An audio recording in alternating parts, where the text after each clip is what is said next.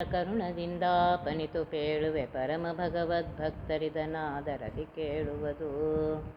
ಕಡು ಕರುಣೆ ನೀನೆಂದರಿದು ಹೇರೊಡಲ ನಮಿಸುವೆ ನಿನ್ನಡಿಗೆ ಬೆಂಬಿಡದೆ ಪಾಲಿಸು ಪರಮ ಕರುಣಾ ಸಿಂಧು ಎಂದು.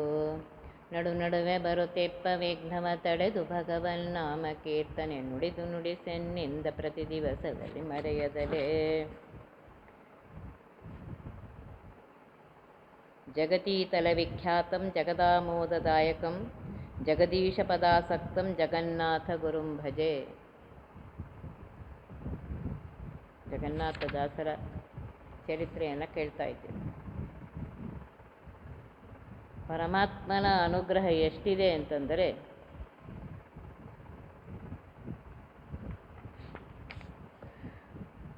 ಗೋಪಾಲದಾಸರು ಎನ್ನ ಭಿನ್ನಪ ಕೇಳು ಧನ್ವಂತರಿ ದಯಮಾಡು ಅಂಥೇಳಿ ದಿನಾಗಲೂ ವಿಜಯದಾಸರ ಆಜ್ಞೆಯಿಂದ ದಿನಾಗಲೂ ಅವರಿಗೆ ಭಕ್ಕರಿಯನ್ನು ಮಂತ್ರಿಸಿ ಕೊಟ್ಟು ಅವರ ರೋಗವನ್ನು ನಿವಾರಣೆ ಮಾಡುವುದಲ್ಲದೆ ತಮ್ಮ ಆಯುಷ್ಯದಲ್ಲಿನ 40 ವರ್ಷ ಆಯುಷ್ಯವನ್ನು ಅವರಿಗೆ ಕೊಟ್ಟಿದ್ದಾರೆ. ನಾವು ಬಾಯಿಂದ ಹೇಳ್ತೇವೆ, ಒಬ್ಬ ವ್ಯಕ್ತಿಗೆ ಒಂದು ಪೈಸೆ ಕೊಡಬೇಕಾದ್ರೆ ನಾವು ಹಿಂದೆ ಮುಂದೆ ಯೋಚಿಸ್ತೀವಿ, ಅಷ್ಟ್ಯಾಕೆ ಕೊಡಬೇಕು, ಇಷ್ಟ್ಯಾಕೆ ಕೊಡಬೇಕು, ಹಂಗೆ ಯಾಕೆ ಮಾಡಬೇಕು, ಹಿಂಗೆ ಯಾಕೆ ಮಾಡಬೇಕು.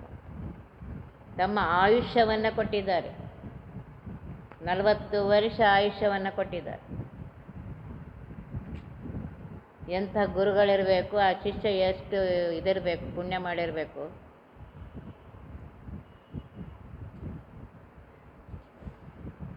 ಆಮೇಲೆ ನಿನ್ನೆ ಹೇಳಿದೆ, ಅಂಕಿತ ಕೊಡು ಅಂದಾಗ ಇಲ್ಲ, ಇಷ್ಟೆಲ್ಲ ಅವರ ರೋಗ ನಿವಾರಣೆ ಮಾಡಿ ಗೋಪಾಲದಾಸ್ ಹೇಳ್ತಾರೆ ಪಂಢರಪುರಕ್ಕೆ ಹೋಗು.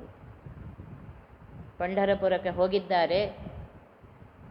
ನದಿಯಲ್ಲಿ ಸ್ನಾನ ಮಾಡುವಾಗ ಒಂದು ಕಲ್ಲು ಸಿಕ್ಕಿತು. ಆ ಕಲ್ಲಿನಲ್ಲಿ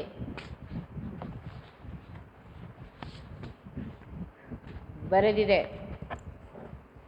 ಜಗನ್ನಾಥ ವಿಠಲ.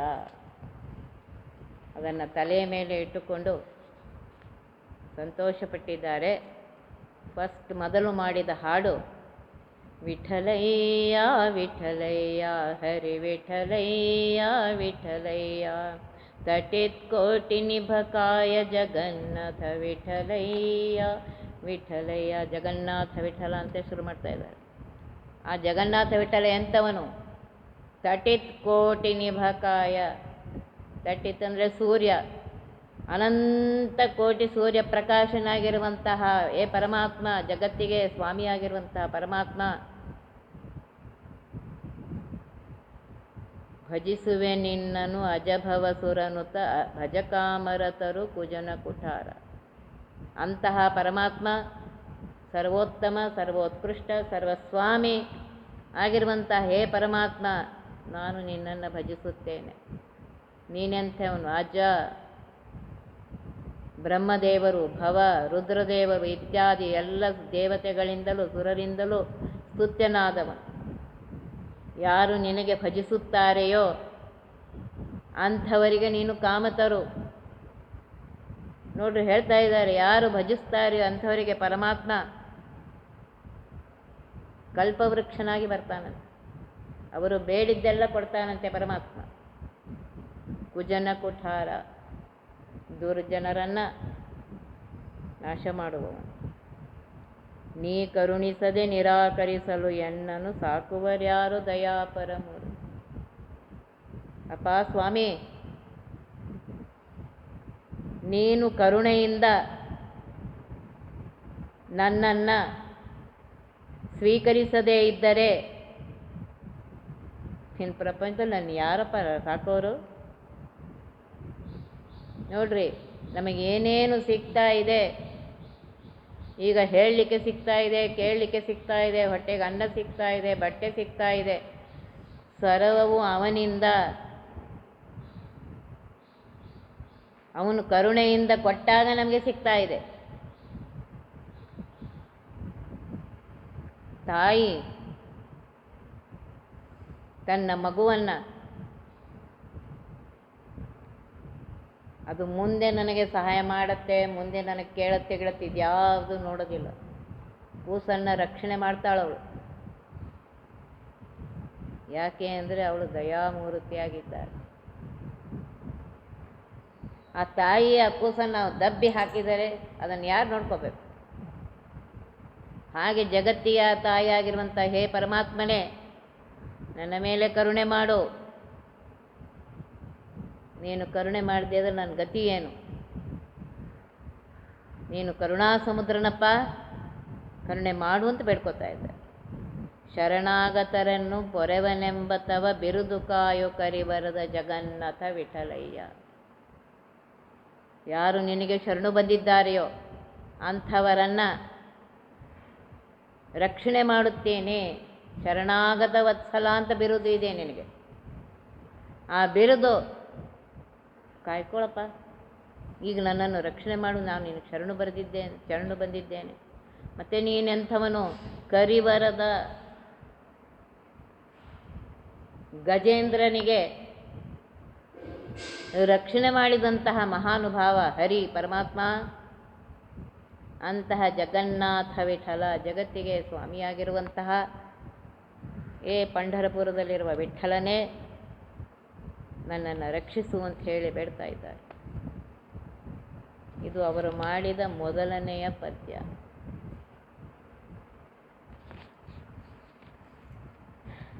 ಇಂತಹ ಜಗನ್ನಾಥದಾಸರು ನೋಡ್ರಿ, ಅಂಕಿತವನ್ನು ಪಡೆದು ಬಂದು ಆಮೇಲೆ ಅನೇಕ ಕೃತಿಗಳನ್ನು ಮಾಡಿದ್ದಾರೆ. ಆ ಕೃತಿಗಳಲ್ಲಿ ಹರಿಕಥಾಮೃತ ಸಾರ ಇದು ಅತ್ಯಂತ ಎಲ್ಲ ಶಾಸ್ತ್ರಗಳಿಂದ ಕೂಡಿದೆ. ಅದಕ್ಕೆ ಜಗನ್ನಾಥ ದಾಸರ ಬಗ್ಗೆ ಅದು ಹೇಳ್ತಾ ಇದ್ದಾರೆ. ವ್ಯಾಸತೀರ್ಥರ ಒಲವೋ, ವಿಠಲೋಪಾಸಕ ಪ್ರಭುವರ್ಯ ಪುರಂದರದಾಸರ ದಯವೋ, ತಿಳಿಯದು ಓದಿ ಕೇಳದಲೆ. ಹರಿಕಥಾಮೃತ ಸಾರವನ್ನು ಕೇಳಿದ ಮೇಲೆ, ಅದನ್ನು ಓದಿದ ಮೇಲೆ ವ್ಯಾಸರಾಯರ ದಯೆ ಇರಬೇಕು ಇವರ ಮೇಲೆ. ದಾಸಶ್ರೇಷ್ಠರಾಗಿರುವಂತಹ ಪುರಂದರದಾಸರ ದಯೆ ಇರಬೇಕು. ಅಂದರೆ ಇಂತಹ ದೊಡ್ಡ ಕೃತಿ ಆಗುತ್ತೆ. ಕೇಶವನ ಗುಣಮಣಿಗಳನ್ನು ಪರಮಾತ್ಮನ ಅನಂತ ಗುಣಗಳನ್ನು, ಅನಂತ ಕಲ್ಯಾಣ ಗುಣ ಪರಿಪೂರ್ಣ ಗುಣಗಳನ್ನು ಪ್ರಾಣೇಶಗರ್ಪಿಸಿ ನೋಡ್ರಿ, ಭಾರತೀಯ ರಮಣ ಮುಖ್ಯ ಪ್ರಾಣಾಂತರ್ಗತನಾಗಿರುವಂತಹ ಪರಮಾತ್ಮನಿಗೆ ಅರ್ಪಿಸ್ತಾ ಇದ್ದಾರೆ.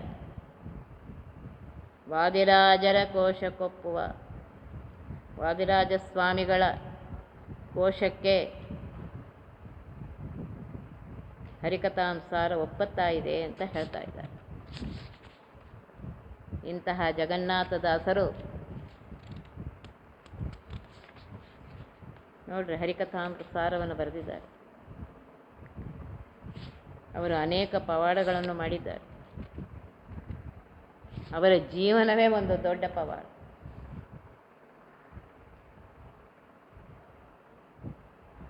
ಅವರು ನರಸಿಂಹ ಸುಳಾದಿಯನ್ನು ಬರೆದಿದ್ದಾರೆ. ದುರಿತವನ ಕುಠಾರಿ ದುರ್ಜನ ಕುಲವೈರಿ ಶರಣಾಗತ ವಜ್ರ ಪಂಜರ ಕುಂಜರ ವರ ಸಂರಕ್ಷಕ ಜನ್ಮ ಮರಣ ರಹಿತ ಮಹಿತ ಪರಮ ಕರುಣಾ ಸಿಂಧೋ ಭಕುತ ಬಂಧೋ ಸ್ವರತಃ ಸ್ವತಂತ್ರ ಜಗದ್ಭರಿತ ಚಿತ್ಸುಖಪೂರ್ಣ ಹರಿಯೇಕ್ಷರಾಕ್ಷರ ಪುರುಷೋತ್ತಮ ಉರುಗಾಯ ವೈಕುಂಠವರ ಮಂದಿರ ಚಂದಿರ ತರುಣಿ ಕೋಟಿ ಸಂಕಾಶ ವಿಮಲಕೇಶ ಧುರದೊಳಗೆ ಅರ್ಜುನನ ತುರಗ ನಡೆಸಿದ ಸಂಗರ ಲೋಕೈಕವೀರ ನರಸಿಂಹ ನಿನ್ನ ಪಾದಕ್ಕೆರೆಗಿ ಬೇಡಿಕೊಂಬೆ ಮೊರೆ ಹೊಕ್ಕ ದಾಸಗೆ ಬಂದ ಭಯವ ಪರಿಹರಿಸಿ ಸೌಖ್ಯವ ಕರುಣಿಸು ದಯದಿಂದ ಸರ್ವಂತರ್ಯಾಮಿ ಸರ್ವಲೋಕ ಸ್ವಾಮಿ ಸ್ಮರಣೆ ಮಾತ್ರದಿ ಅಜಾಮಿಳಿಗೆ ಮುಕ್ತಿಯ ನಿತ್ಯ ನರಿದೆನೋ ನೀನೀಗ ಪೊರೆವದೆಮ್ಮ ಜಗನ್ನಾಥ ವಿಠಲ ಭಕ್ತವತ್ಸಲ ಜಗನ್ನಾಥ ವಿಠಲ ಭಕ್ತವತ್ಸಲ ಅಂತ ಬಿರುದಿಟ್ಕೊಂಡಿದ್ದಿ ಪರಮಾತ್ಮ, ನನ್ನ ರಕ್ಷಣೆ ಮಾಡು. ಒಬ್ಬ ಬ್ರಾಹ್ಮಣ ಬಹಳ ಬಡವ ಇರ್ತಾನೆ. ಅವನಿಗೆ ಈ ಸುಳಾದಿಯನ್ನು ಬರೆದು ಕೊಟ್ಟು ಹೇಳ್ತಾ ಇದ್ದಾರೆ, ಇದನ್ನು ಪಾರಾಯಣ ಮಾಡು, ದಿನಾಗಲೂ ಹೇಳ್ಕೊ.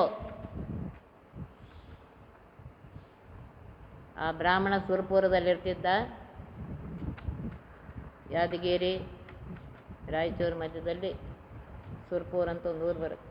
ಆ ಸುರಪುರದಲ್ಲಿ ಈ ಮಂತ್ರವನ್ನು, ಆ ಗುಡಿಯನ್ನು ಇವತ್ತು ತೋರಿಸ್ತಾರೆ. ಆ ಗುಡಿಯಲ್ಲಿ ಪ್ರಾರ್ಥನೆ ಮಾಡಿ ಇದನ್ನು ಇದು ಮಾಡಿದ್ದಾರೆ. ಅಲ್ಲಿ ಪ್ರಾರ್ಥನೆ ಮಾಡಿದ್ದಾರೆ, ಸುಳಾದಿಯನ್ನು ಹೇಳಿದ್ದಾರೆ. ಅವನಿಗೆ ಹೇಳಿದ್ನಲ್ಲ, ಜೀವನದಲ್ಲಿ ಆಯುಷ್ಯ ಆರೋಗ್ಯ ಜೊತೆಗೆ ಐಶ್ವರ್ಯವೂ ಬೇಕು. ಇನ್ನೊಬ್ಬರಿಗೆ ಕೈವಡ್ಡದಂತೆ ಜೀವನವನ್ನು ಮಾಡಬೇಕಾಗಿದ್ದರೆ ದುಡ್ಡು ಬೇಕು. ಅವರಿವರಿಗೆ ಬೇಡುವುದಲ್ಲ, ಲಕ್ಷ್ಮೀಪತಿಯಾಗಿರುವಂಥ ಪರಮಾತ್ಮನಿಗೆ ಬೇಡಬೇಕು. ಬೇಡಿದರೆ ಎನ್ನೊಡೆಯನ ಬೇಡುವೆ, ಪಾಡಿದರೆ ಎನ್ನೊಡೆಯನ ಪಾಡುವೆ. ಬೇಡಿ ಬೇಸರಿಸುವೆ ಅಂತ ಇದ್ದಾರೆ. ಪರವಾಗಿಲ್ಲ, ಪರಮಾತ್ಮನಿಗೆ ಬೇಸರ ಆದರೂ ಏನು ಗಂಟು ಬಿದ್ದಾನೆ ಅಂತ ಇಲ್ಲ, ನಿನಗೇ ಬೇಡ್ತೇನೆ. ಹಾಗೆ ಅವನು ಬೇಡಿ ಶ್ರೀಮಂತ ಆಗಿದ್ದಾನಂತ ನೋಡಿ.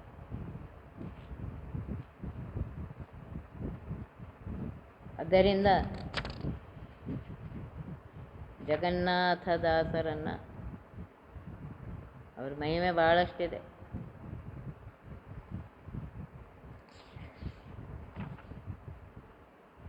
ಅದನ್ನು ಇಲ್ಲಿ ಹೇಳ್ತಾ ಇದ್ದಾರೆ.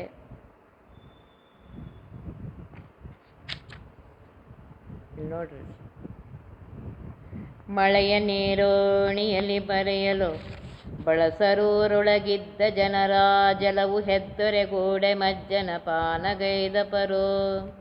ಕಲುಷವಚನಗಳಾದರಿವು ಬಾಂಬುಳೆಯ ಪೆತ್ತನ ಪಾದ ಮಹಿಮಾ ಜಲಧಿ ಪೊಕ್ಕದರಿಂದ ಮಾಂಡ ಪರೇ ಮಹೀಸುರರು. ತಾವೇ ಹೇಳ್ತಾ ಇದ್ದಾರೆ, ಈ ಹರಿಕಥಾ ಸಾರ ಸ್ವೀಕಾರ ಎಲ್ಲರೂ ಮಾಡೇ ಮಾಡ್ತಾರೆ. ಮಳೆಯ ನೀರು, ಮಳೆಗಾಲದಲ್ಲಿ ಮಳೆಯ ನೀರು ಓಣಿಯಲ್ಲಿ ಹರಿತಾ ಇರುತ್ತೆ, ಅದನ್ನು ಸ್ವೀಕಾರ ಮಾಡಲಿಕ್ಕಾಗೋದಿಲ್ಲ.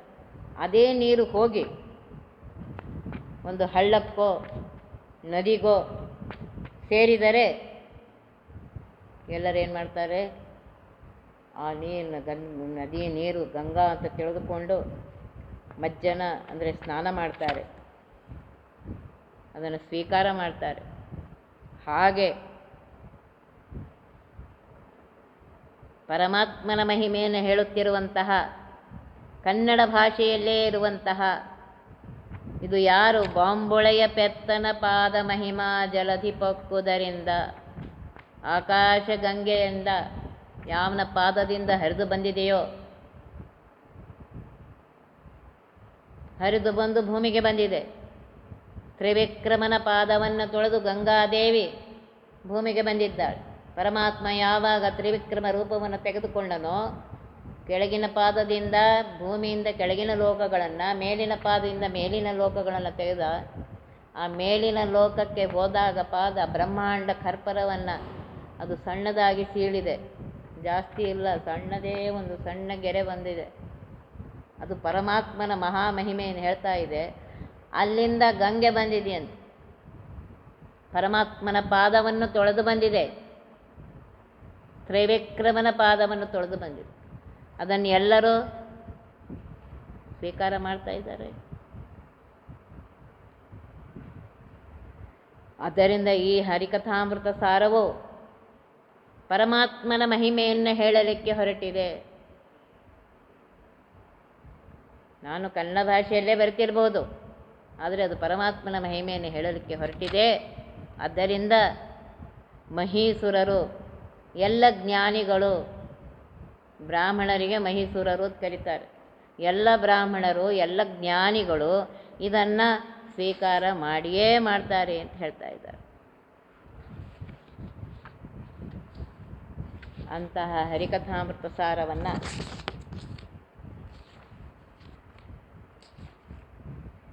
ಇಲ್ಲಿ ನಾವು ಹೇಳಕ್ಕೆ ಹೊರಟಿದ್ದೇವೆ.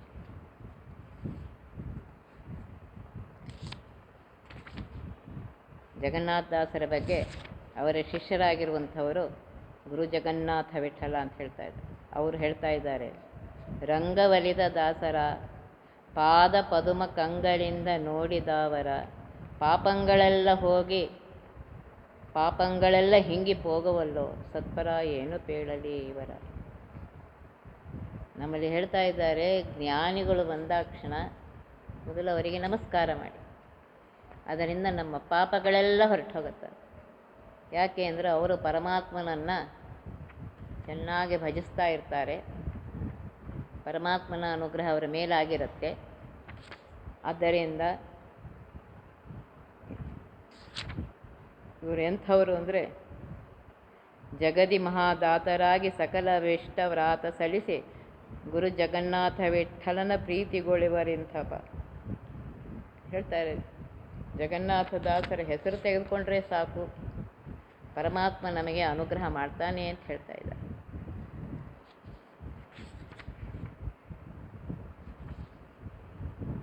ಇದೇ ಜಗನ್ನಾಥದಾಸರು ತಿರುಪತಿಗೆ ಹೋಗಿದ್ದಾರೆ. ಅಲ್ಲಿ ಅವನ ಮುಂದೆ ಶ್ರೀ ವೆಂಕಟಾಚಲ ನಿವಾಸ ನಿನ್ನ ಸೇವಾನುಸೇವಕರ ದಾಸ ಎನಿಸಿ ಜೀವಿಸುವ ನರಗೆ ಆಯಾಸ ಯಾಕೆ ಶ್ರೀವರನೆ ಕೊಡು ಎನಗೆ ಲೇಸ ಹೇಳ್ತಾರೆ. ಅಪ್ಪ ವೆಂಕಟಾಚಲದಿರುವ ಹೇ ಪರಮಾತ್ಮನೇ, ನಿನ್ನ ಸೇವಕನು ನಾನು, ನನಗೆ ತ್ರಾಸು ಕೊಡಬೇಡಪ್ಪ, ನನಗೆ ಸುಖವನ್ನು ತಂದು ಕೊಡು. ನಿನ್ನಲ್ಲಿ ನಂಬಿದಂಥವರಿಗೆ ಸುಖವನ್ನು ತಂದು ಕೊಡು ಅಂತ ಹೇಳಿ ಹೇಳ್ತಾ ಇದ್ದಾರೆ. ಅದು 40 ನುಡಿಯ ಹಾಡಿದೆ, ಅಲ್ಲೇ ಬೇಡ್ಕೊತಾ ಇದ್ದಾರೆ. ಶ್ರೀ ವೆಂಕಟಾಚಲ ನಿವಾಸ.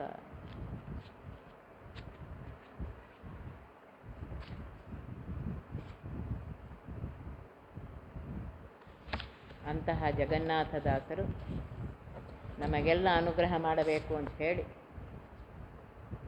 ಹರಿಕಥಾಮೃತ ಸಾರವನ್ನು ಬರೆದಿದ್ದಾರೆ.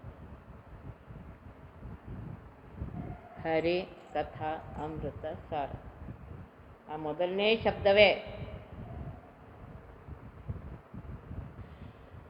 ಹೇಳ್ತಾ ಇದೆ, ಪರಮಾತ್ಮ ಹರಿ ಅನ್ನುವ ಶಬ್ದದಿಂದ, ಹರಿ ಅನ್ನುವ ರೂಪದಿಂದ ಪರಮಾತ್ಮ ಸರ್ವರ ಹೃದಯದಲ್ಲಿದ್ದಾನೆ ಬಿಂಬರೂಪನಾಗಿ.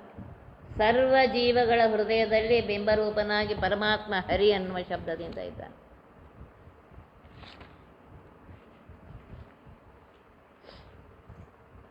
ಅವನ ಕಥೆ, ಅವನ ಮಹಿಮೆ, ಅವನ ಲೀಲೆ,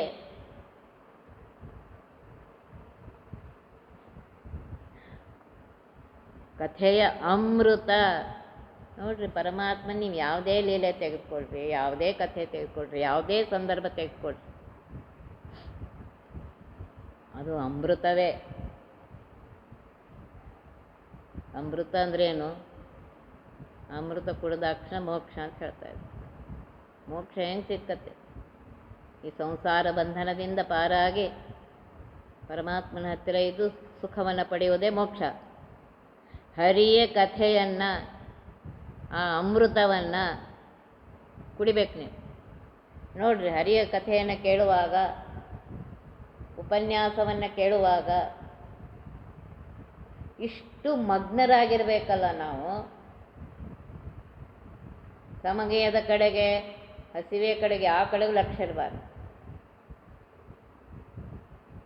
ಈಗ ಚಂದ ಊಟ ಮಾಡ್ತಾ ಇರುವಾಗ ಯಾವ ಕಡೆಗೂ ನಮ್ಮ ಲಕ್ಷ್ಯ ಇರಂಗಿಲ್ಲ,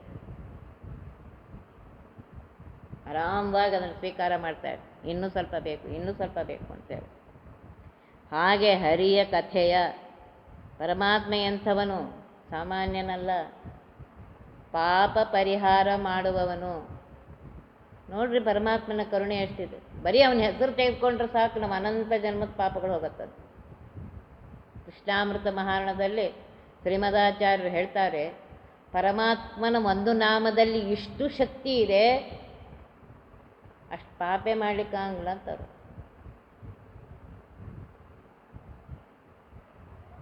ಅಷ್ಟು ಪರಮಾತ್ಮನ ಒಂದು ನಾಮದಲ್ಲಿ ಅಷ್ಟು ಶಕ್ತಿ ಇದೆ.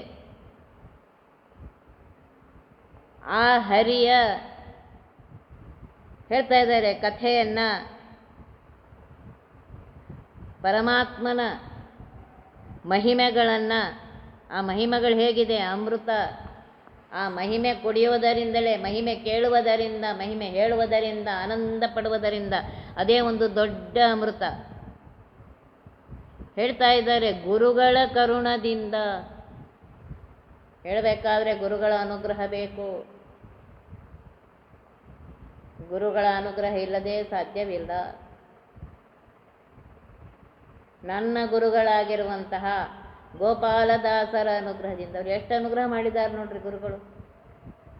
ದಿನಾಗಲೂ ಧನ್ವಂತರಿ ಮಂತ್ರದಿಂದ ಜೋಳದ ರೊಟ್ಟಿಯನ್ನು ಮಂತ್ರಿಸಿ ಅವರಿಗೆ ಕೊಟ್ಟು ಅವರ ರೋಗವನ್ನು ನಿವಾರಣೆ ಮಾಡುವುದಲ್ಲೇ ತಮ್ಮ ಆಯುಷ್ಯದಲ್ಲಿ 40 ವರ್ಷ ಆಯುಷ್ಯ ಕೊಟ್ಟಿದ್ದಾರೆ ನೋಡ್ರಿ. ಯಾರು ಕೊಡ್ತಾರೆ ಹೇಳ್ರಿ? ಹೇಳ್ಬೋದಾಗಿತ್ತು ಅವರು, ವಿಜಯದಾಸರಿಗೆ ಹೇಳ್ಬೋದಾಗಿತ್ತು. ವಿಜಯದಾಸರು ಹೇಳಿದ್ದಾರೆ ಅವನಿಗೆ ಅನುಗ್ರಹ ಮಾಡೋದು. ಯಾಕೆ ನಾನೇ ಬರಿಬಹುದಲ್ಲ ಹರಿಕಥಾಂಸಾರ, ಅಥವಾ ನಾನು ದೇವ್ರ ಸೇವೆನೇ ಮಾಡ್ತಾ ಇದ್ದೀನಿ? ಇಲ್ಲ, ಗುರುಗಳು ಹೇಳಿದ ಮೇಲೆ ಇನ್ನೊಂದು ಮಾತೆ. ಅವರ ರೋಗವನ್ನು ಕಡಿಮೆ ಮಾಡುವುದಲ್ಲದೆ ತಮ್ಮ ಆಯುಷ್ಯದಲ್ಲಿ 40 ವರ್ಷ ಆಯುಷ್ಯವನ್ನು ಜಗನ್ನಾಥದಾಸರಿಗೆ ಕೊಟ್ಟಿದ್ದಾರೆ. ಅಂತಹ ಗುರುಗಳ ಕರುಣೆಯಿಂದ ಆಪನಿತು ಪೇಳುವೆ, ನನ್ನ ಯೋಗ್ಯತೆಗನುಸಾರವಾಗಿ ಹೇಳ್ತಾರೆ. ಎಷ್ಟು ವಿನಯ ನೋಡಿ. ನಮಗೆ ಎಷ್ಟು ಒಂದು ಸ್ವಲ್ಪ ಏನೋ ಒಂದು ಹೇಳಲಿಕ್ಕೆ ಬಂದರೆ ಎಷ್ಟು ಅಹಂಕಾರ. ನನ್ನಷ್ಟು ಹೇಳೋರಿಲ್ಲ, ನನ್ನಷ್ಟು ಕೇಳೋರಿಲ್ಲ, ನನ್ನಂಗೆ ಹಂಗಿಲ್ಲ ಹಿಂಗಿಲ್ಲ ಏನೇನು ಹೇಳ್ಕೊತೀವಿ. ಇಂತಹ ದೊಡ್ಡ ಹರಿಕಥಾಮೃತ ಸಾರವನ್ನು ಬರೆದಂಥ ಜಗನ್ನಾಥದಾಸ ಹೇಳ್ತಾ ಇದ್ದಾರೆ ಆಪನಿತು ಪೇಳುವೆ, ಅದನ್ನು ಗುರುಗಳ ಅನುಗ್ರಹದಿಂದ. ಗುರುಗಳ ಅನುಗ್ರಹದಿಂದ ನನ್ನ ಯೋಗ್ಯತೆಗನುಸಾರವಾಗಿ. ಗುರುಗಳು ಭಾಳಷ್ಟು ಹೇಳಿದ್ದಾರೆ, ಆದರೆ ನನ್ನ ಯೋಗ್ಯತೆಗೆ ಎಷ್ಟಿದೆಯೋ ಅದಷ್ಟೇ ಹೇಳ್ತಾ ಇದೆ. ಆಪನಿತು ಪೇಳುವೆ ಅದನ್ನು ಹೇಳ್ತಾರೆ. ಆಪನಿತು, ನನ್ನ ಯೋಗ್ಯತೆಗನುಸಾರವಾಗಿ ಅದನ್ನು ಹೇಳ್ತೇನೆ. ಪರಮ ಭಗವದ್ಭಕ್ತರು ನೋಡ್ರಿ, ಹೇಳುವವನಲ್ಲಿ ಏನಿರಬೇಕು, ಕೇಳುವವರಲ್ಲಿ ಏನಿರಬೇಕು ಅದನ್ನು ಹೇಳ್ತಾರೆ. ಹೇಳುವವರಲ್ಲಂತೂ ಹೇಳಿದ್ನಲ್ಲ, ಪರಮಾತ್ಮನ ಅನುಗ್ರಹವೇ ಇದೆ.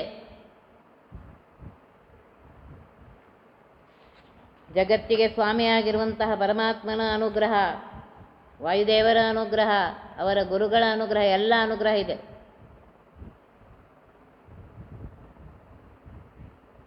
ಕೇಳುವವರಲ್ಲಿ ಹೇಳ್ತಾರೆ ಪರಮ. ಪರಮ ಅಂದರೆ ಸರ್ವೋತ್ತಮನಾಗಿರುವಂತಹ ಪರಮಾತ್ಮನ ಭಕ್ತರು, ಭಗವದ್ಭಕ್ತರು ಅಂತ ಹೇಳ್ತಾ ಇದ್ದಾರೆ ನೋಡ್ರಿ. ಪರಮಾತ್ಮನ ಪರಮ ಸರ್ವೋತ್ತಮನಾಗಿರುವಂತಹ, ಸರ್ವೋತ್ತಮನೆಂದೇ ತಿಳ್ಕೊಳ್ಬೇಕು. ಪರಮಾತ್ಮ ಸರ್ವೋತ್ತಮ, ಉಳಿದವರೆಲ್ಲರೂ ಅವನಿಗಿಂತ ಕಡಿಮೆ. ಪರಮಾತ್ಮ ಒಬ್ಬನೇ ಸರ್ವೋತ್ತಮ, ಸರ್ವೋತ್ಕೃಷ್ಟ, ಸರ್ವಸ್ವಾಮಿ. ಅಂತಹ ಪರಮಾತ್ಮನ ನೋಡ್ರಿ, ಪರಮಾತ್ಮನ ಭಕ್ತರು ಅಂತ ಹೇಳ್ತಾ ಇದ್ದಾರೆ, ಭಗವದ್ಭಕ್ತರು. ಷಡ್ಗುಣೈಶ್ವರ್ಯ ಸಂಪನ್ನನಾಗಿರುವಂತಹ ಪರಮಾತ್ಮನ ಅಂತರಂಗದ ಭಕ್ತರು.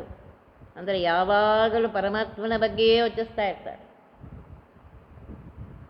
ಈ ಹರಿಕಥಾಮೃತ ಸಾರವನ್ನು ಆದರದಿಂದ, ಅಂದರೆ ಮರ್ಯಾದೆಯಿಂದ, ದೃಢ ವಿಶ್ವಾಸದಿಂದ ಹರಿಕಥಾಂಸಾರವನ್ನು ಹೇಳ್ತಾ ಇದ್ದೇನೆ, ಹರಿಕಥಾಂಸಾರವನ್ನು ಕೇಳ್ತಾ ಇದ್ದೇನೆ. ಪರಮಾತ್ಮ ನನಗೆ ಅನುಗ್ರಹ ಮಾಡಿಯೇ ಮಾಡ್ತಾನೆ, ಖಂಡಿತ ಮಾಡ್ತಾನೆ, ಖಂಡಿತ ಮಾಡೇ ಮಾಡ್ತಾನೆ.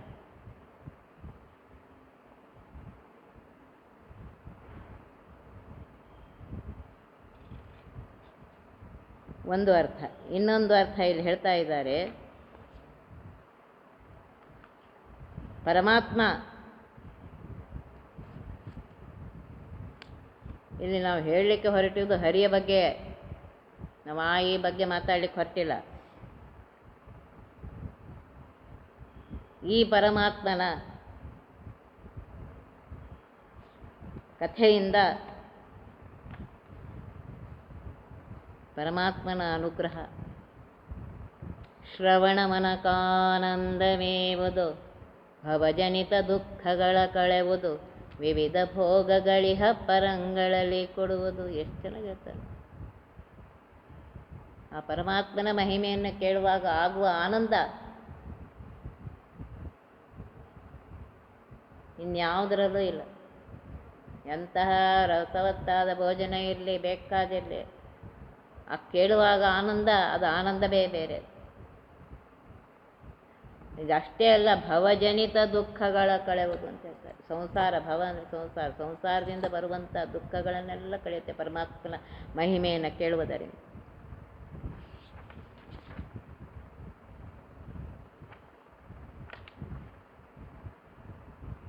ಅದಕ್ಕೋಸ್ಕರ ಇಲ್ಲಿ ಹೇಳ್ತಾ ಇದ್ದಾರೆ, ಇಲ್ಲಿ ನಾನು ಹೇಳ್ತಾ ಇರುವುದು ಗುರುಗಳ ಅನುಗ್ರಹದಿಂದಲೇ. ಹರಿ ಕಥೆಯ ಅಮೃತ ಸಾರವನ್ನು ಗುರುಗಳ ಅನುಗ್ರಹದಿಂದ ನಿಮಗೆ ಹೇಳ್ತಾ ಇದ್ದೇನೆ. ಪರಮಾತ್ಮನ ಭಕ್ತರು ಇದನ್ನು ವಿಶ್ವಾಸದಿಂದ, ಸಂತೋಷದಿಂದ, ಆದರದಿಂದ ಕೇಳಿ ಅಂತ ಹೇಳ್ತಾ ಇದ್ದಾರೆ. ಇಲ್ಲಿಯ ತಾರತಮ್ಯವನ್ನು ತಂದಿದ್ದಾರೆ. ನಮ್ಮ ಮಧ್ವ ಮತದಲ್ಲಿ ತಾರತಮ್ಯ ಇಂಪಾರ್ಟೆಂಟ್, ಬಹಳ ಇಂಪಾರ್ಟೆಂಟ್. ಪರಮಾತ್ಮ ಸರ್ವೋತ್ತಮ, ಆಮೇಲೆ ಮಹಾಲಕ್ಷ್ಮೀ ದೇವಿ, ಆಮೇಲೆ ವಾಯುಬ್ರಹ್ಮದೇವರು, ಆಮೇಲೆ ಸರಸ್ವತಿ ಭಾರತೀಯರು. ಇದನ್ನು ತಿಳ್ಕೊಳ್ಬೇಕು. ಆ ರೀತಿಯಾಗಿ ಪೂಜೆಗಳನ್ನು ಮಾಡಬೇಕು. ಹರಿ ಪರಮಾತ್ಮ, ಸರ್ವೋತ್ತಮನಾಗಿರುವಂತಹ ಪರಮಾತ್ಮ. ಅವನ ಕಥಾ, ಕಥಾ ಅಂದರೆ ಮಹಾಲಕ್ಷ್ಮೀ ದೇವಿ. ಅಮೃತ ಅಂತಂದರೆ ಸಮುದ್ರ ಮಥನ ಕಾಲದಲ್ಲಿ ವಿಷವನ್ನು ಕುಡಿದು ಅಮೃತರಾದಂತಹ ವಾಯುದೇವರು. ಸಾರ ಅಂದರೆ ಎಲ್ಲ ದೇವತೆಗಳು ಮತ್ತು ಗುರುಗಳು. ಇವರೆಲ್ಲರ ಅನುಗ್ರಹದಿಂದ, ಇವರೆಲ್ಲರ ಕರುಣೆಯಿಂದ ನನ್ನ ಯೋಗ್ಯತೆಗನುಸಾರವಾಗಿ ಹೇಳ್ತಾ ಇದ್ದೇನೆ ಅಂತ ಹೇಳ್ತಾರೆ. ಭಕ್ತಿಯಿಂದ, ಪರಮಾತ್ಮನಲ್ಲಿ ಆದರದಿಂದ, ಪರಮಾತ್ಮನಲ್ಲಿ ವಿಶ್ವಾಸದಿಂದ ಕೇಳಿ. ಆ ಪರಮಾತ್ಮ ನಿಮಗೆ ಅನುಗ್ರಹ ಮಾಡಿಯೇ ಮಾಡ್ತಾನೆ, ಮಾಡಿದ್ದಾನೆ ಹಿಂದೆ, ಮುಂದೆ ಮಾಡುವವನಿದ್ದಾನೆ.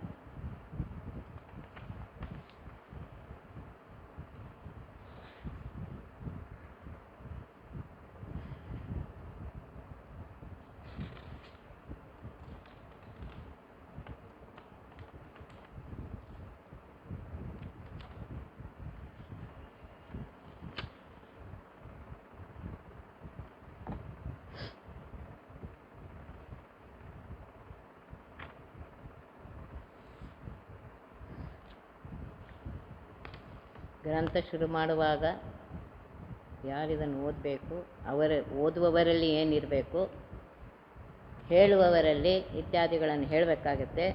ಅದನ್ನೇ ಇಲ್ಲಿ ಹರಿಕಥಾಮೃತ ಸಾರ ಗುರುಗಳ ಕರುಣದಿಂದ ಆಪನಿತು ಪೇಳುವೆ ಅಂತೇಳಿ ಹೇಳ್ತಾ ಇದ್ದಾರೆ. ಶ್ರೀರಮಣಿಕರ ಕಮಲ ಪೂಜಿತ ಚಾರು ಚರಣ ಸರೋಜ ಬ್ರಹ್ಮ ಸಮೀರವಾಣಿ ಫಣೀಂದ್ರವೇಂದ್ರ ಭವೇಂದ್ರ ಮುಖ ವಿನುತಾ ನೀರಜ ಭವಾಂಡೋದಯ ಸ್ಥಿತಿ ಕಾರಣನೆ ಕೈವಲ್ಯದಾಯಕ ನರಸಿಂಹನೆ ನಮಿಪೆ ಕರುಣೆ ಪುದೆ ಮಗೆ ಮಂಗಲವ. ಮೊದಲನೇ ಪದ್ಯದಲ್ಲಿ ಹೇಳ್ತಾ ಇದ್ದಾರೆ, ಪರಮಾತ್ಮ ಎಂಥವನು. ಶ್ರೀರಮಣಿ ಕರಕಮಲ ಪೂಜಿತ ಚಾರು ಚರಣ ಸರೋಜ.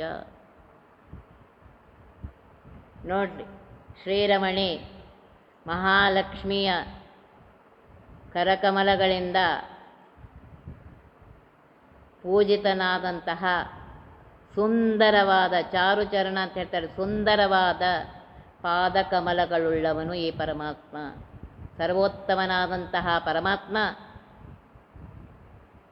ಪರಮಾತ್ಮನಂತರ ಜಗತ್ತಿಗೆ ಸ್ವಾಮಿನಿಯಾಗಿರುವಂತಹ ಮಹಾಲಕ್ಷ್ಮೀ ದೇವಿಯ ಕರಕಮಲಗಳಿಂದ ಪೂಜ್ಯನಾಗಿದ್ದಾನೆ ಈ ಪರಮಾತ್ಮ.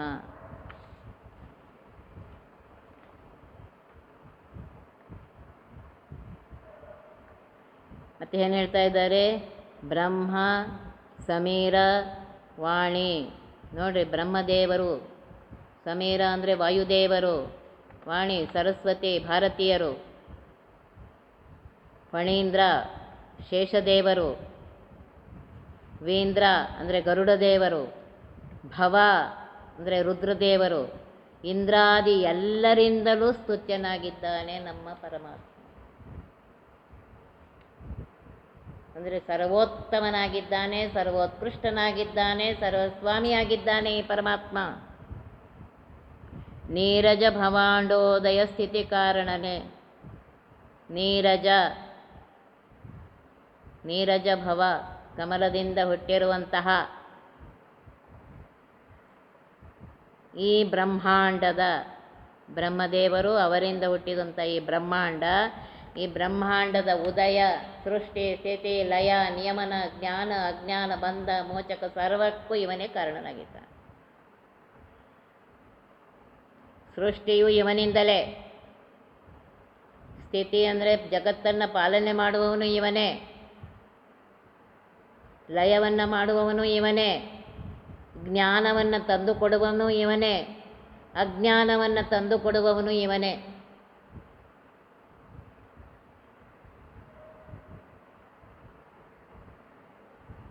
ನೋಡ್ರಿ, ಪರೀಕ್ಷಿತನ ಭಾಗವತಲ್ಲಿ ಕೇಳ್ತಾ ಇದೆ, ಪರೀಕ್ಷಿತ ರಾಜ ಯಾವನು ತಾಯಿಯ ಹೊಟ್ಟೆಯಲ್ಲಿಯೇ ಜಗತ್ತನ್ನು ಕಂಡಿರುವಂತಹ ಪರೀಕ್ಷಿತ ರಾಜ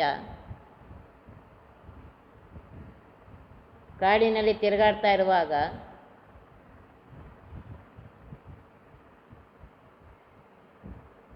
ಒಬ್ಬ ಋಷಿ ತಪಸ್ಸು ಮಾಡ್ತಾ ಇದ್ದಾನೆ.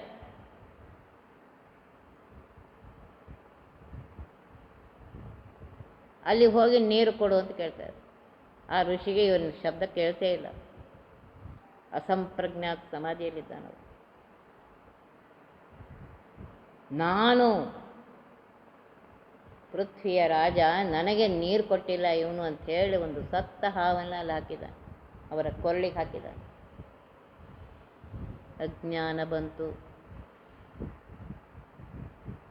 ಅಲ್ಲಿ ಹೇಳ್ತಾ ಇದ್ದಾರೆ, ಕಲಿಯನ್ನು ಇದು ಮಾಡಿದಾಗ ಕಲಿಗೆ ನಾನಿರುವವರೆಗೂ ನೀ ಬರಬೇಡ, ನನ್ನ ಗತಿ ಏನು, ಕಲಿಯುಗದಲ್ಲಿ ನನಗೆ ಇರಬೇಕು, ನನ್ನ ಗತಿ ಏನು ಅಂದಾಗ ಬಂಗಾರ, ಕೊನೆಗೆ ಬಂಗಾರ ಕೊಟ್ಟಿದ್ದಾನೆ. ಅವನ ಕಿರೀಟದಲ್ಲಿ ಬಂದು ಸೇರಿಕೊಂಡು ಈ ಅಜ್ಞಾನವನ್ನು ತಂದು ಕೊಟ್ಟಿದ್ದಾನೆ.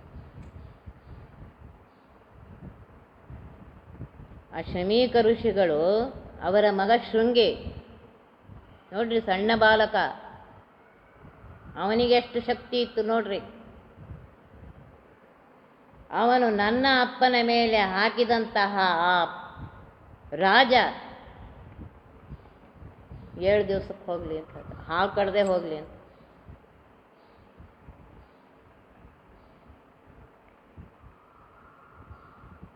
ಆವಾಗ ಶಮೀಕ ಋಷಿಗಳು ಹೇಳ್ತಾರೆ, ಏನಪ್ಪ ಎಂಥ ಕೆಲಸ ಮಾಡಿದ್ಯೋ ಮಾರಾಯ.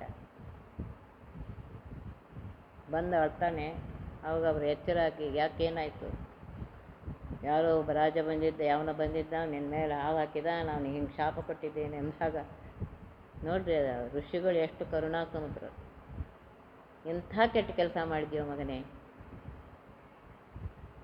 ಜಗತ್ತಿಗೆ ಒಳ್ಳೆ ರಾಜ ಇದ್ದರೆ ಜಗತ್ತು ಚೆನ್ನಾಗಿ ನಡೆಯುತ್ತೆ. ಅವನು ಒಳ್ಳೆಯ ರಾಜ, ಏನೋ ಅಜ್ಞಾನ ಬಂದಿತ್ತು ಮಾಡಿದ್ದಾನೆ, ಅದಕ್ಕಿಂತ ದೊಡ್ಡ ಶಿಕ್ಷೆ ಕೊಡಬಾರ್ದು. ಹೋಗು ಅವನಿಗೆ ಹೇಳು, ಹೀಗೆ ಬಂದಿದೆ ಶಾಪ, ಏನಾರು ಮಾಡ್ಕೋ ಅಂತ. ಶುಕಾಚಾರ್ಯರ ಹತ್ರ ಭಾಗವತವನ್ನು ಕೇಳ್ತಾ ಇದ್ದಾನೆ 7 ದಿವಸ.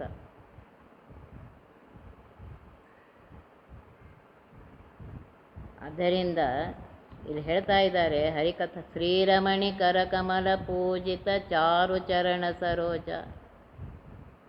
ಎಲ್ಲರಿಂದಲೂ ಇವನೇ ಪೂಜಿತನಾಗಿದ್ದಾನೆ. ಈ ಬ್ರಹ್ಮಾಂಡದ ಸೃಷ್ಟಿಗೂ ಇವನೇ ಕಾರಣ, ಸ್ಥಿತಿಗೂ ಇವನೇ ಕಾರಣ. ನಮ್ಮನ್ನು ಪಾಲನೆ ಪೋಷಣೆ ಮಾಡುವವನು ಇವನೇ. ತಂದೆ ತಾಯಿಯಲ್ಲಿದ್ದು ಪಾಲನೆ ಪೋಷಣೆ ಮಾಡುವವನು ಇವನೇ. ಗುರುಗಳಲ್ಲಿದ್ದು ನಮ್ಮ ಪೋಷಣೆಯನ್ನು ಮಾಡುವವನು ಇವನೇ. ನಮಗೆ ಜ್ಞಾನವನ್ನು ಕೊಡುವವನು ಇವನೇ.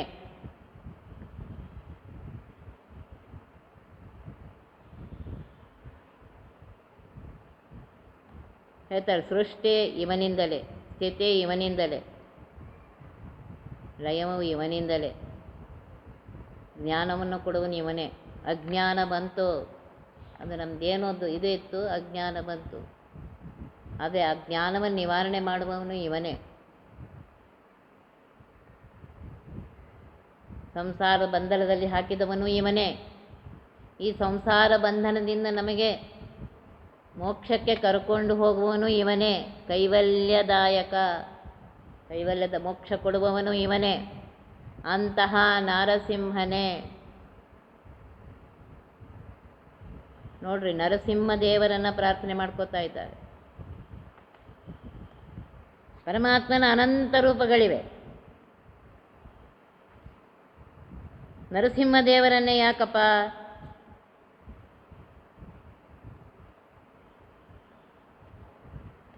ನರಸಿಂಹ ದೇವರನ್ನ ಯಾಕೆ ಪ್ರಾರ್ಥನೆ ಮಾಡಿದರು? ಅದಕ್ಕೆ ಹೇಳ್ತಾ ಇದ್ದಾರೆ, ಎಲ್ಲರ ಬಿಂಬನಾಗಿ ಪರಮಾತ್ಮ ನರಸಿಂಹ ರೂಪದಿಂದ ಎಲ್ಲರೊಳಗೂ ಇದ್ದಾನೆ.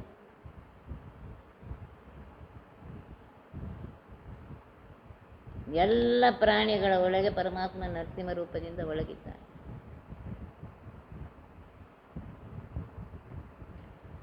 ಮತ್ತೆ ನರಸಿಂಹ ರೂಪದಿಂದ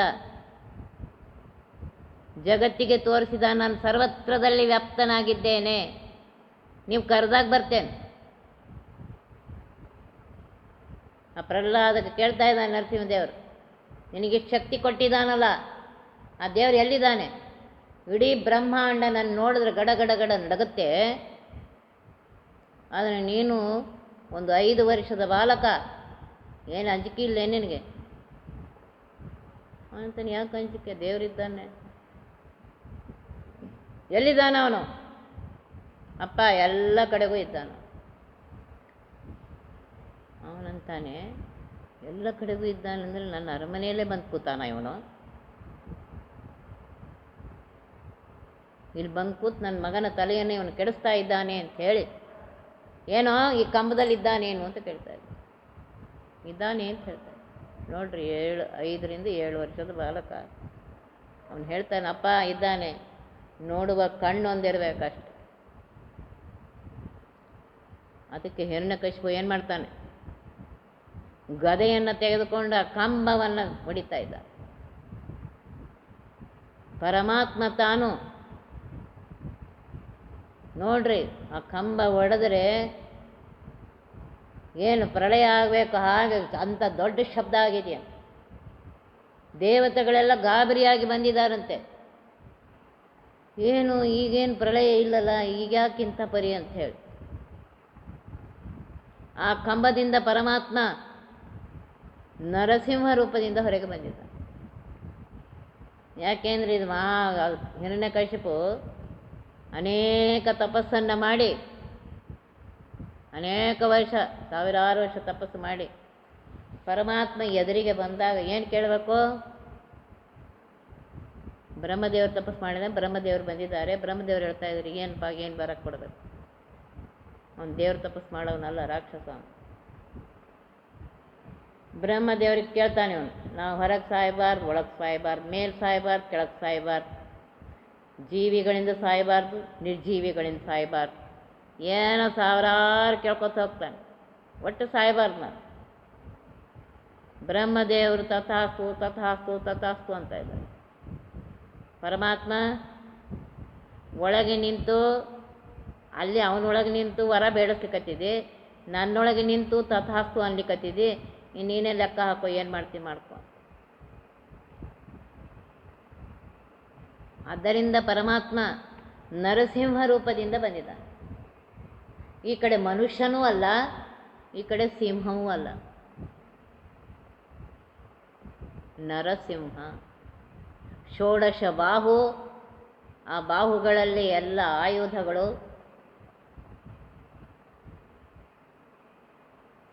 ಅದೇನು ಆಯಾಲು, ಅದೇನಿದು ನೋಡಿದ್ರೆ ಗಾಬರಿ ಆಗಬೇಕು.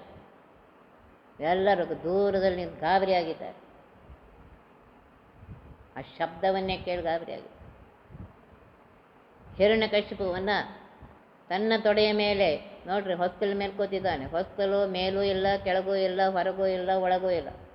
ಕುಳಿತು ತನ್ನ ಉಗುರಿನಿಂದ ಉಗುರು ಮತ್ತು ಕೂದಲು ಇವು ಜೀವವೂ ಹೌದು, ನಿರ್ಜೀವವು, ಸಜೀವವೂ ಹೌದು, ನಿರ್ಜೀವವೂ ಹೌದು. ಬೆಳೀತಾ ಇದೆ. ಆದರೆ ಕತ್ತರಿಸಿ ನೋವಾಗ್ತದೇನೋ ಇಲ್ಲ. ಅದಕ್ಕೆ ಇದಕ್ಕೆ ನಿರ್ಜೀವನು ಅಂತಾರೆ, ಸಜೀವನು ಅಂತಾರೆ. ಆ ಉಗುರಿನಿಂದ ಅವನ ಕರಳನ್ನು ಬಗೆದಿದ್ದಾನಂತೆ.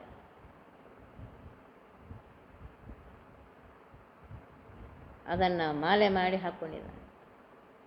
ಒಂದು ಕಡೆ ಹೇಳ್ತಾರೆ, ಅವನ ಹೊಟ್ಟೆಯನ್ನು ಯಾಕೆ ಸೀಳಿದ ಪರಮಾತ್ಮ ಅಂದರೆ, ಅವನ ಹೊಟ್ಟೆಯಲ್ಲಿ ಪ್ರಹ್ಲಾದನಂತ ಇನ್ನೂ ಎಷ್ಟು ಇವೆ ಅಂಥೇಳಿ ನೋಡಲಿಕ್ಕೆ ಹೇಳ್ತಾರೆ. ಅಂದರೆ ಪ್ರಹ್ಲಾದ ಅಂತಹ ಸರ್ವಶ್ರೇಷ್ಠನಾದಂಥವನು. ನೋಡ್ರಿ, 7 ವರ್ಷದ ಬಾಬ, ಅವನಲ್ಲಿ ವಾಯುದೇವರ ಆವೇಶವಿದೆ, ಸನ್ನಿಧಾನ ಇದೆ ಅಂತ ಹೇಳ್ತಾರೆ. ಅಂತಹ ನರಸಿಂಹದೇವರನ್ನು ಸರ್ವಶಬ್ದವಾಚ್ಯನಾಗಿರುವಂಥ ಋಗ್ಭಾಷ್ಯದಲ್ಲಿ ಹೇಳ್ತಾ ಇದ್ದಾರೆ. ಸರ್ವಶಕ್ತ, ಸರ್ವಕರ್ತ, ಸರ್ವಸ್ವಾಮಿ, ಸೃಷ್ಟ ಅಷ್ಟಕರ್ತೃತ್ವ ಇವನ ಕೈಯಲ್ಲಿ ಇದೆ. ಅಂತಹ ನರಸಿಂಹದೇವರನ್ನು ನಾರಸಿಂಹನೇ ಮತ್ತು ತಮ್ಮ ಸ್ವಾಮಿಯೂ ಆಗಿರುವಂತಹ ಉಪಾಸ್ಯ ದೇವತನಾಗಿರುವಂತಹ ಆ ನರಸಿಂಹದೇವರನ್ನು ಇಲ್ಲಿ ಪ್ರಾರ್ಥನೆ ಮಾಡ್ಕೋತಾ ಇದ್ದಾರೆ.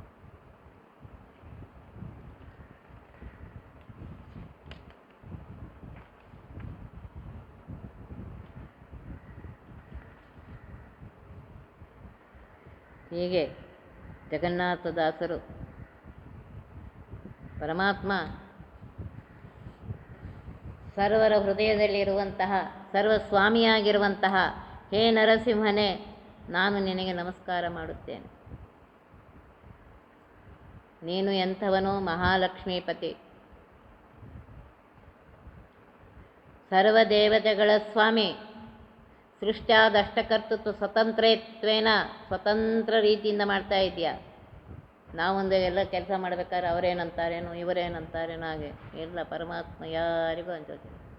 ಸರ್ವಸ್ವಾಮಿಯಾಗಿರುವಂಥ ಪರಮಾತ್ಮ ಸ್ವತಂತ್ರತ್ವೇನ ಈ ಸೃಷ್ಟ್ಯಾದಿ ಕೆಲಸಗಳನ್ನು ಮಾಡ್ತಾ ಇದ್ದಾನೆ. ಅಂತಹ ಪರಮಾತ್ಮನೇ ನನ್ನನ್ನು ರಕ್ಷಣೆ ಮಾಡಪ್ಪ ಅಂತ ಕೇಳ್ತಾ ಇದ್ದೆ. ಕರುಣಿಪೆ, ನಾನೇನು ನಮಸ್ಕಾರ ಮಾಡ್ತೀನಿ. ನಮಸ್ಕಾರಕ್ಕೂ ಅರ್ಥ ಇದೆ. ನಾವೇನು ಮಾಡ್ತೇವೆ ಅಂದರೆ ದೇವಸ್ಥಾನಕ್ಕೆ ಬಂದಿರ್ತೇವೆ. ದೇವ್ರಿಗೆ ನಮಸ್ಕಾರ ಮಾಡುವಾಗ ಆ ಕಡೆ ಈ ಕಡೆ ಎಲ್ಲೆಲ್ಲೋ ನೋಡ್ತಿರ್ತಾರೆ. ಅವ್ರು ನೋಡ್ಲಿಕ್ಕತ್ತಾರೇನು, ಇವ್ರು ನೋಡ್ಲಿಕ್ಕತ್ತಾರೇನು, ಹಂಗಾಯ್ತೇನು ಹಿಂಗಾಯ್ತೇನು, ಅವ್ರು ಬಂದ್ರೇನು ಇವ್ರು ಬಂದರೆ ಇಲ್ಲ. ದೃಷ್ಟಿ ನಿನ್ನ ಪಾದದಲ್ಲಿ ನೆಡೋ ಹಾಗೆ, ಮನ ಮುಟ್ಟಿ ನಾನಿನ್ನ ಭಜಿಸುವ ಹಾಗೆ. ಪರಮಾತ್ಮನ ಪಾದದಲ್ಲಿ ನಮ್ಮ ದೃಷ್ಟಿ ಇರಬೇಕು. ಮನಸ್ಸು ಪೂರ್ತಿಯ ಅವನೇ ತುಂಬಿರಬೇಕು. ಭಕ್ತಿಯಿಂದ ಪರಮಾತ್ಮನ ಸ್ತೋತ್ರವನ್ನು ಮಾಡಬೇಕು. ಅದಕ್ಕೆ ನಮಸ್ಕಾರ ಅಂತಾರೆ. ಇದು ನಾವು ಮಾಡುವ ನಮಸ್ಕಾರ ಹೇಗಿದೆ ಅಂದರೆ ಒಂದು ಎಕ್ಸಸೈಸ್ ಇದ್ದಂಗೆ ಅಷ್ಟೇ. ಆ ನಮಸ್ಕಾರಕ್ಕೆ ಅರ್ಥವೇ ಇಲ್ಲ. ಪರಮಾತ್ಮ, ನಿನ್ನ ಬಿಟ್ಟರು ನನಗಿನ್ಯಾರೂ ಗತಿ ಇಲ್ಲ. ಸರ್ವಸ್ವಾಮಿಯೂ ನೀನೇ, ನನಗೂ ನೀನೇ ಸ್ವಾಮಿ. ನಾನು ನಿನಗೆ ನಮಸ್ಕಾರ ಮಾಡುತ್ತಿದ್ದೇನೆ. ನೀನು ಸರ್ವೋತ್ತಮ, ಸರ್ವರಿಂದಲೂ ಪೂಜ್ಯನಾಗಿದ್ದೆ. ಮಹಾಲಕ್ಷ್ಮೀ ದೇವಿ, ಬ್ರಹ್ಮಾದಿ ಎಲ್ಲರಿಂದಲೂ ಪೂಜ್ಯನಾಗಿದ್ದೆ ಪರಮಾತ್ಮ. ಸರ್ವರ ಬಿಂಬನಾಗಿದ್ದಿ ಪರಮಾತ್ಮ. ನಾನು ನಿನಗೆ ನಮಸ್ಕಾರ ಮಾಡ್ತೇನೆ. ಏನು ಮಾಡಬೇಕು ನೀ ನನಗೆ? ಕರುಣಿಸು ಮಂಗಲವ.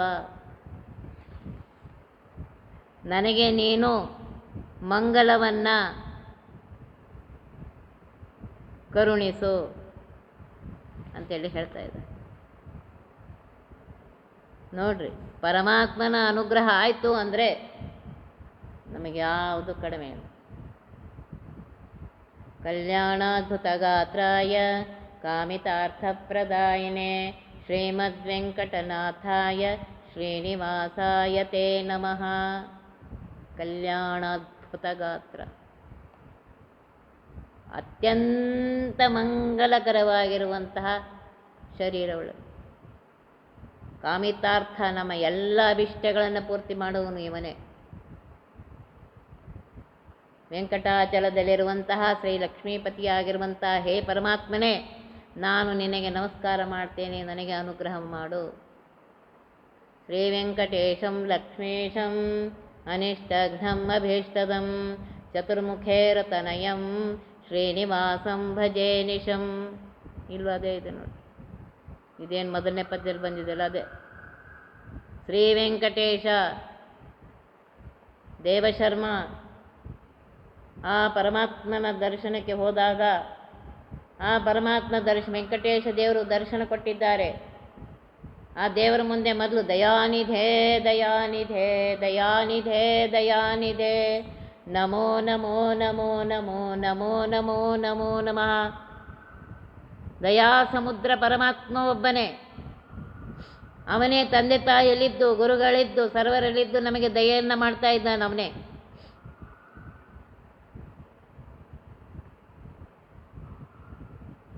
ಆ ದೇವಶರ್ಮನೇ ಹೇಳ್ತಾನೆ, ಶ್ರೀ ವೆಂಕಟೇಶಂ ಲಕ್ಷ್ಮೀಶಂ.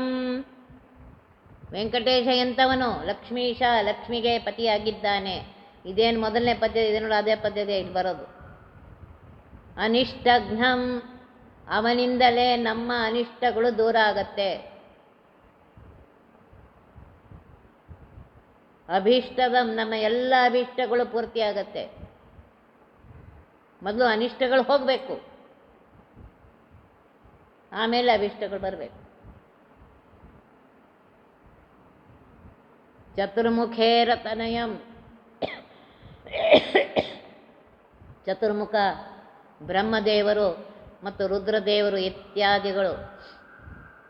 ಚತುರ್ಮುಖ ಈರ ಅಂದರೆ ಬ್ರಹ್ಮದೇವರು, ಈರ ಅಂದರೆ ವಾಯುದೇವರು, ಇವರ ಅಪ್ಪನಾಗಿರುವಂತಹ, ಇವರ ತಂದೆಯಾಗಿರುವ ಚತುರ್ಮುಖೇರತನಯಂ, ಇವರನ್ನು ಮಕ್ಕಳಾಗಿ ಪಡೆದಂತಹ ಶ್ರೀನಿವಾಸಂ, ಲಕ್ಷ್ಮೀಪತಿಯಾಗಿರುವಂತಹ, ತಿರುಪತಿ ಬೆಟ್ಟದಲ್ಲಿರುವಂತಹ ಆ ವೆಂಕಟೇಶ ದೇವರೇ ಶ್ರೀನಿವಾಸ. ಭಜೇ ನಿಶಂ, ಅಹರ್ನಿಶಂ, ಹಗಲು ರಾತ್ರಿ ಇವನನ್ನೇ ಭಜಿಸುತ್ತೇನೆ. ಮೊದಲೇ ಹೇಳಿದೆ, ಬೇಡಿದರೆ ಇವನನ್ನೇ ಬೇಡ್ರಿ. ಸ್ತೋತ್ರ ಮಾಡಬೇಕಾದ್ರೆ ಇವನ ಸ್ತೋತ್ರವನ್ನೇ ಮಾಡಿ. ನಮ್ಮ ಅವಿಷ್ಟ ಜಗದಲ್ಲಿ ಪೂರ್ತಿ ಆಗಲಿ ಅಂದರೆ ಮತ್ತೆ ಕೇಳ್ರಿ ಅವನಿಗೆ 20 ಸಲ. ಪೊಟ್ಟಿಸಲೇ ಬೇಡ ಇನ್ನು, ಪೊಟ್ಟಿಸಿದಕ್ಕೆ ಪಾಲಿಸಿನ್ನು, ಇಷ್ಟು ಮಾತ್ರ ಬೇಡಿಕೊಂಬೆ ಶ್ರೀಕೃಷ್ಣನೇ. ಈಶ ನಿನ್ನ ಚರಣ ಭಜನೆ ಆಶೆಯಿಂದ ಮಾಡುವೇನು, ದೋಷರಾಶಿ ನಾಶ ಮಾಡೋ ಶ್ರೀಶ ಕೇಶವ. ನೋಡ್ರಿ, ಪರಮಾತ್ಮನ ಭಜನೆಯನ್ನು ಸಂತೋಷದಿಂದ, ಆಶೆಯಿಂದ ಅಂತ ಹೇಳ್ತೇವೆ, ಸಂತೋಷದಿಂದ ಮಾಡ್ರಿ. ಭಯದಿಂದ ಅಥವಾ ಇನ್ಯಾರೋ ನೋಡ್ಲಿಕ್ಕತ್ತಾರೇನೋ ತೋರಿಸ್ಲಿಕ್ಕೆ ಎಲ್ಲ. ಆ ಪರಮಾತ್ಮನ ಎದುರಿಗೆ ನಿಂತಾಗ ಅವನು ನಾವಿಬ್ಬರೇ ಇರಬೇಕು. ಆ ಒಂದು ಏಕಾಗ್ರತೆ ಬರಬೇಕು. ಆಶೆಯಿಂದ ಮಾಡ್ತೇನೆ, ನನಗೆ ನೀನು ಬೇಕು.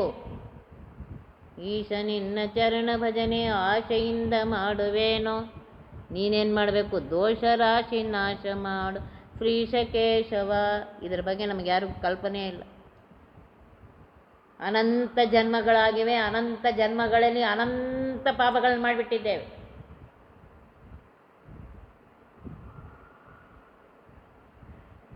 ಆ ದೋಷದ ರಾಶಿಯೇ ಬಿದ್ದಿದೆ.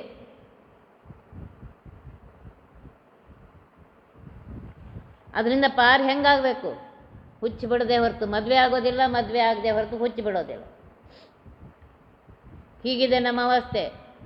ಇಷ್ಟು ದೋಷ ರಾಶಿಗಳಲ್ಲಿ ಬಿದ್ದಿದ್ದೇವೆ, ಅದು ಹೋಗದೆ ಹೊರತು ಪರಮಾತ್ಮ ಅನುಗ್ರಹ ಮಾಡು. ಅದಕ್ಕೆ ಹೇಳ್ತಾ ಇದ್ದಾರೆ, ಪರಮಾತ್ಮನ ನೆನೆಸಿ ಆ ಎಲ್ಲ ದೋಷ ರಾಶಿಗಳು ಹೊಟ್ಟೋಗುತ್ತೆ.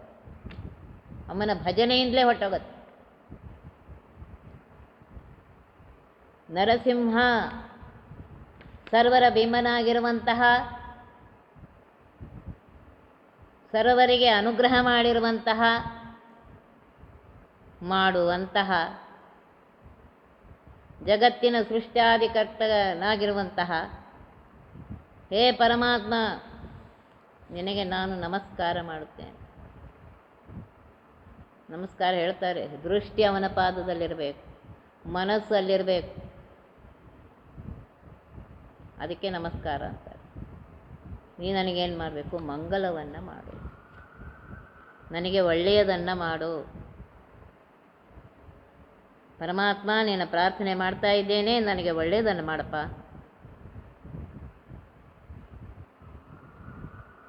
ನೋಡ್ರಿ, ಮಹಾಲಕ್ಷ್ಮೀ ದೇವಿ ಸಕಲ ಸೌಭಾಗ್ಯಕ್ಕೆ ಸ್ವಾಮಿನಿಯಾಗಿದ್ದಾಳೆ, ಸರ್ವ ವೇದಕ್ಕೆ ಅಭಿಮಾನಿಯಾಗಿದ್ದಾಳೆ, ಸರ್ವ ವಾಕ್ಕಿಗೆ ಅಭಿಮಾನಿಯಾಗಿದ್ದಾಳೆ.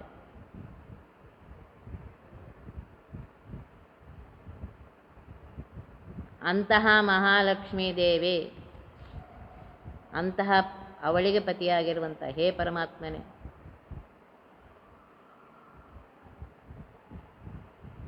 ಇಲ್ಲಿ ಹೇಳ್ತಾ ಇದ್ದಾರೆ. ಇದಿಷ್ಟೆಲ್ಲ ಯಾಕೆ ಹೇಳ್ತಾ ಇದ್ದಾರೆ ಅಂದರೆ, ಈ ಗ್ರಂಥ ವೇದಗಳಲ್ಲಿ ಬಂದಿರುವಂತಹ, ವೇದ, ಉಪನಿಷತ್ತು, ಮಹಾಭಾರತ, ಭಾಗವತ, ಭಗವದ್ಗೀತಾ ಅವುಗಳಲ್ಲಿ ಬಂದಿರುವಂತಹ ವಿಷಯಗಳನ್ನೇ ಹೇಳ್ತಾ ಇದ್ದೇನೆ. ಅದಕ್ಕೆ ವೇದಾಭಿಮಾನಿಯಾಗಿರುವಂಥ ಮಹಾಲಕ್ಷ್ಮಿಯ ಅನುಗ್ರಹನೂ ಬೇಕು, ಪರಮಾತ್ಮನ ಅನುಗ್ರಹನೂ ಬೇಕು.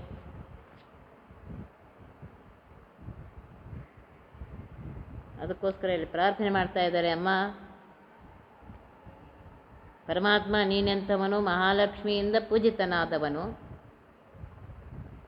ಬ್ರಹ್ಮ ವಾಯುದೇವರು, ಗರುಡಶೇಷ ರುದ್ರದೇವರಿಂದ ಸ್ತುತ್ಯನಾದವನು. ಬ್ರಹ್ಮಾಂಡದ ಸೃಷ್ಟಿ, ಸ್ಥಿತಿ, ಲಯ, ನಿಯಮನ, ಜ್ಞಾನ, ಅಜ್ಞಾನ, ಬಂಧ, ಮೋಕ್ಷ ಅಷ್ಟಕರ್ತೃತ್ವ ನೀನೇ ಮಾಡ್ತೀಯ. ಮೋಕ್ಷವನ್ನು ಕೊಡುವವನು ನೀನೇ.